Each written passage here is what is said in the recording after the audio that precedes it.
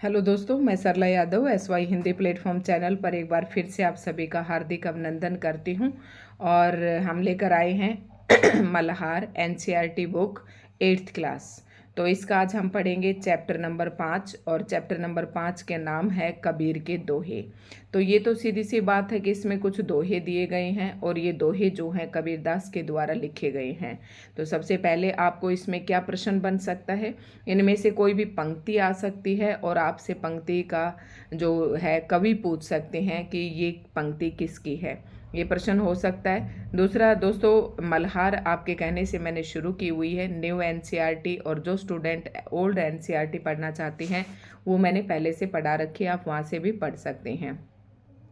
तो अब इसमें देख लेते हैं कबीर के दोहे में क्या दिया हुआ है। तो काफ़ी सारे इसमें दोहे दिए हुए हैं, एक एक को करके हम पढ़ेंगे। इसमें ज़्यादा समय हम नहीं लगाएंगे क्योंकि सभी को पता है, हम 5th क्लास से ये दोहे पढ़ते आते हैं। तो सबसे पहला ही दोहा है, साँच बराबर तप नहीं। साँच का मतलब सत्य, सत्य के बराबर कोई तपस्या नहीं है। कबीरदास जी कहते हैं कि सत्य के बराबर कोई तप नहीं है, कोई तपस्या नहीं है।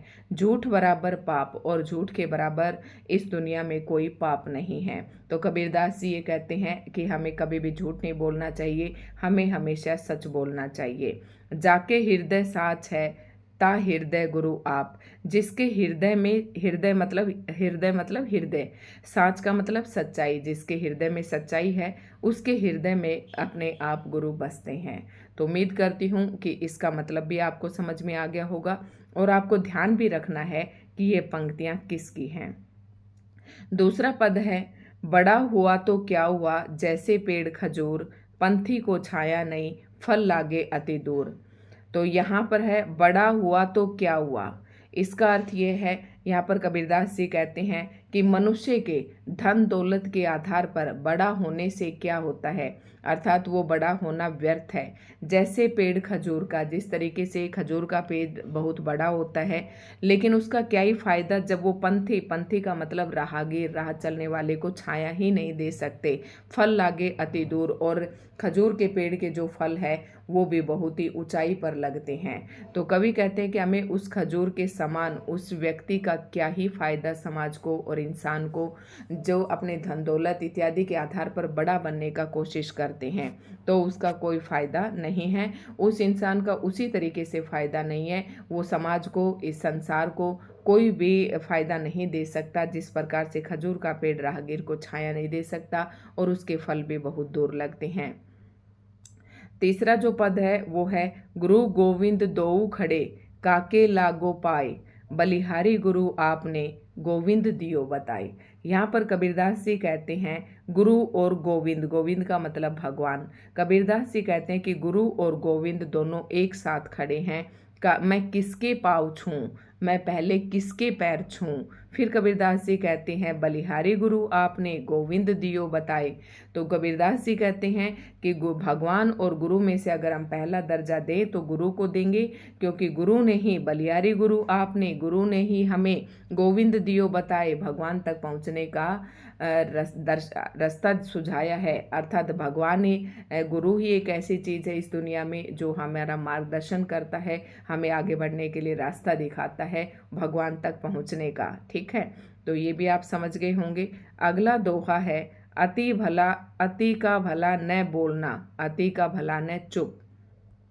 अगले दोहे में कबीरदास जी कहते हैं अति का मतलब है अधिकता, भला न बोलना, कह रहे ज़्यादा बोलने में भी भलाई नहीं है, मतलब ज़्यादा बोला हुआ भी अच्छा नहीं होता है। अति का भला न चुप, और ज़्यादा चुप रहना भी सही नहीं है। अति का भला न बरसना, अति की भली न धूप। नहीं ज़्यादा बरसना, मतलब वर्षा जब ज़्यादा हो जाती है तो वो भी बेकार होती है, उसका भी कोई फ़ायदा नहीं होता, और न ही ज़्यादा धूप का कोई फ़ायदा होता है। अर्थात इसी तरीके से कबीरदास जी कहते हैं कि मनुष्य को भी हर स्थिति के अंदर समभाव रखना चाहिए, उसे न अधिक बोलना चाहिए, न ही ज़्यादा बोलना चाहिए, न ही ज़्यादा चुप रहना चाहिए, और उसे ज़्यादा उत्तेजित भी नहीं होना चाहिए। मनुष्य को एक समभाव से अपने स्वभाव को रखना चाहिए। नेक्स्ट जो पद है, ऐसी बानी बोलिए मन का आपा खोए, ओरन को शीतल करे आपू शीतल होई।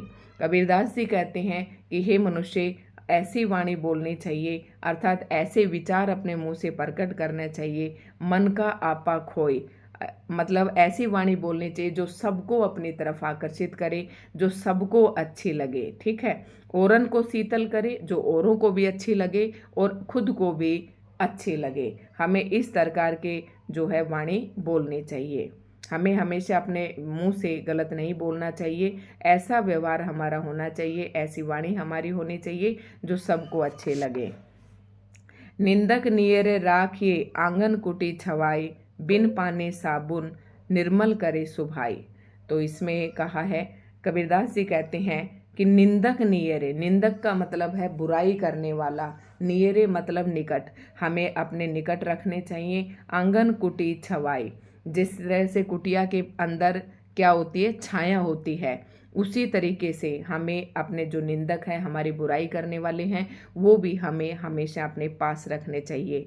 बिन पानी साबुन बिना निर्मल करे सुभाई, बिना पानी साबुन बिना, कह रहे कि जो निंदक हैं वो हमारे स्वभाव को उसी प्रकार से निर्मल कर देते हैं जिस प्रकार से बिना साबुन और बिना पानी के कपड़ा निर्मल हो जाता है। उसी प्रकार से मतलब कपड़े को निर्मल करने के लिए हम साबुन और पानी का उपयोग करते हैं, लेकिन यहाँ पर कबीरदास जी कहते हैं कि हमें अपने स्वभाव को निर्मल करना है बिना पानी और बिना साबुन के, अर्थात बिना किसी बाहरी चीज़ों का योगदान लिए। अगर हमें अपने स्वभाव को निर्मल करना है तो हमें अपने निंदक हमेशा अपने पास रखने चाहिए।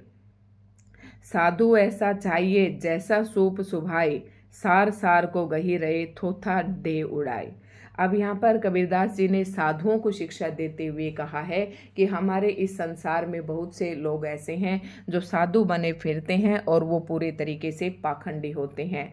तो कबीरदास जी कहते हैं कि साधु को ऐसा होना चाहिए, कैसे होना चाहिए, सूप की तरह होना चाहिए। जिस तरीके से सूप सभी को सुहाता है, सूप सभी को अच्छा लगता है, जैसे सूप में क्या करते हैं, किसी भी चीज़ का हम सूप बनाते हैं तो उसको उबाल कर उसका जो गाढ़ा गाढ़ा सार सार जो होता है हम उसे ले लेते हैं और जो वेस्टेज होता है उसे फेंक देते हैं। तो कह रहा है कि साधु भी ऐसा ही होना चाहिए, साधु लोगों को भी अच्छे अच्छे गुण ग्रहण करने चाहिए और उसके अंदर जो बुराइयां होती हैं, जो दुर्गुण होते हैं, उन्हें दूर से ही छोड़ देना चाहिए, ऐसा साधुओं को कहा है कबीरदास जी ने।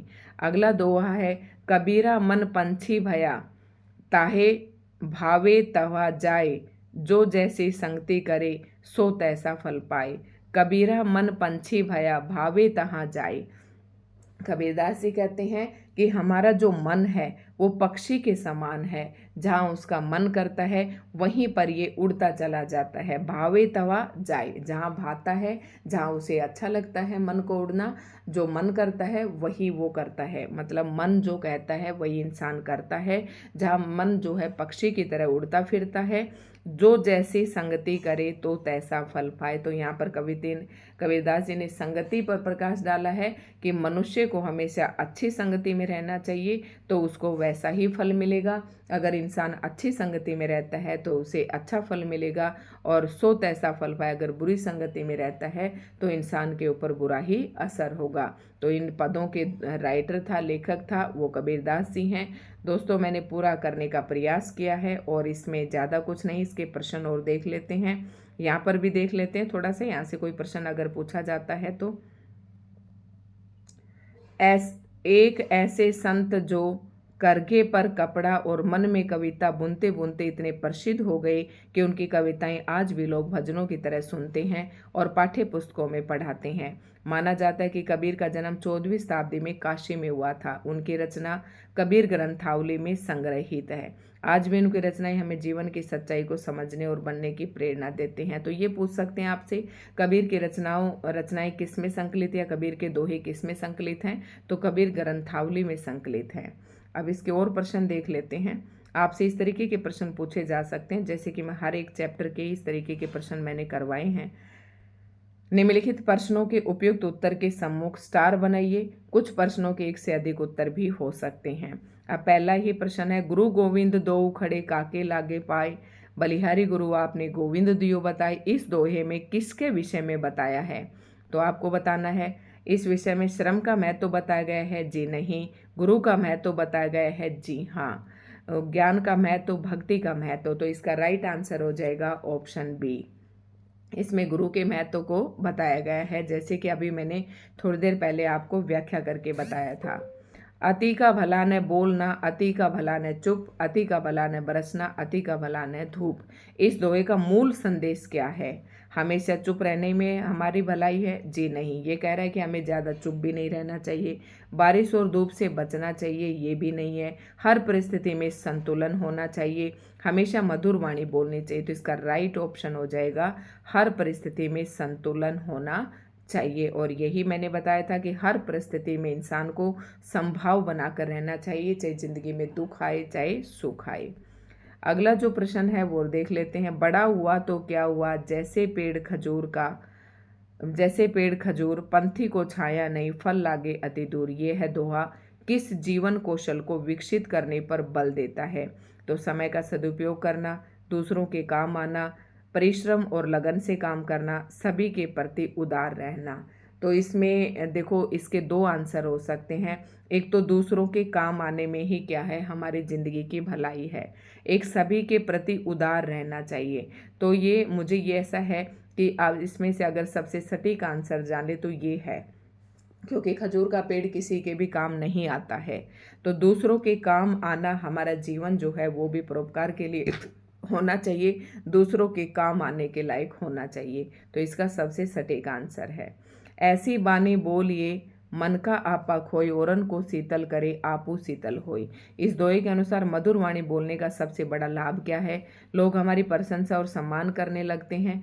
दूसरा ऑप्शन है दूसरों और स्वयं को मानसिक शांति मिलती है। तीसरा ऑप्शन है किसी से विवाद होने पर उसमें जीत हासिल होती है, सुनने वालों का मन इधर उधर भटकने लगता है। तो हमें ऐसी वाणी बोलनी चाहिए जो दूसरों और स्वयं को भी मानसिक शांति मिले। इसका ऑप्शन बी जो है राइट आंसर हो जाएगा। अगला प्रश्न है, सांच बराबर तप नहीं, झूठ बराबर पाप, जाके हृदय साच है, ताके हृदय गुरु अपार। इस दोहे में क्या निष्कर्ष निकाला जा सकता है? सत्य और झूठ में कोई अंतर नहीं होता, सत्य का पालन करना किसी साधन से कम नहीं है, भारी परिस्थिति ही जीवन में सफलता तय करती हैं, सत्य महत्वपूर्ण जीवन मूल्य है जिससे हृदय प्रकाशित होता है। तो मुझे ये सत्य का देखो, इसमें भी दो ऑप्शन मुझे बिल्कुल सही सही से लग रहे हैं। सांच बराबर तप नहीं, झूठ बराबर पाप। तो इसमें क्या सत्य का पालन करना चाहिए, ये किसी साधन से कम नहीं है। और सत्य महत्वपूर्ण, एक ये ऑप्शन हो सकता है, सत्य महत्वपूर्ण जीवन मूल्य है जिससे हृदय प्रकाशित होता है। तो ये दोनों हो सकते हैं। सत्य का पालन करना किसी साधन से कम नहीं है, ठीक है। सत्य भी हमें पाप और पुण्य की तरफ, मतलब झूठ बोलते हैं तो पाप लगता है, सच बोलते हैं तो पुण्य मिलता है। तो एक तरह से साधन का काम कर रहा है। तो मुझे इसका अगर सही आंसर करे तो मैं इसका आंसर का टिक लगाऊंगी। सत्य महत्वपूर्ण जीवन मूल्य है जिससे हृदय प्रकाशित होता है, हमें ये करना चाहिए, ठीक है। उसके बाद आप भी थोड़ा सोच सकते हैं, क्योंकि आपने भी कविता पढ़ी है। निंदक नियरे राखी, आंगन कुटी छवाई, बिन पानी साबुन बिना निर्मल करे सुभाई। यहाँ जीवन में किस दृष्टिकोण को अपनाने की सलाह दी है? आलोचना से बचना चाहिए, दूसरा ऑप्शन है आलोचकों को दूर रखना चाहिए, आलोचकों को पास रखना चाहिए, आलोचकों की निंदा करनी चाहिए। तो इसका राइट आंसर होगा कि आलोचकों को, जो हमारी बुराई करने वाले हैं, जो हमारे आलोचक हैं, उनको हमें हमेशा अपने पास रखना चाहिए। तो इसका सी ऑप्शन बिल्कुल सही हो जाएगा। अगला प्रश्न है, साधु ऐसा चाहिए जैसा सूप सुभाए, सार सार को गही रहे, थोड़ा थोथा दे उड़ाई।